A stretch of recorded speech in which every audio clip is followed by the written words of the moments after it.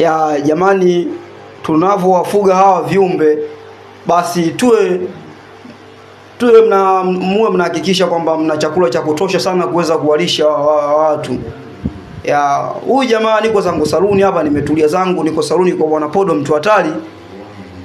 Sina hili na hili, nimekaa zangu, akuta nimevamiwa na msukule. Kama mnavyomuona msukule umenitokea tu msaluni, unalalamika kwamba njaa inamuuma. Kwa jamani, mnawafuga wadudu basi hakikisheni kwamba kuna chakula cha kutosha ndani, kusudi wasilete madhara nje. Wakitoka nje inaweza kuleta ni shida. Kama unavyomuona msukule huyu jamani, njaa inamuuma. Kama unavyomuona jina malamba, tuko hapa pande za Michenga. Leo kuna tukio fulani limetokea saluni kwa hapa Podo mtu hatari Michenga. Kuna mzukule umeweza kuvamia msaluni ukiwa unahitaji una njaa mzukule. Kwa naomba tuishi hapo ya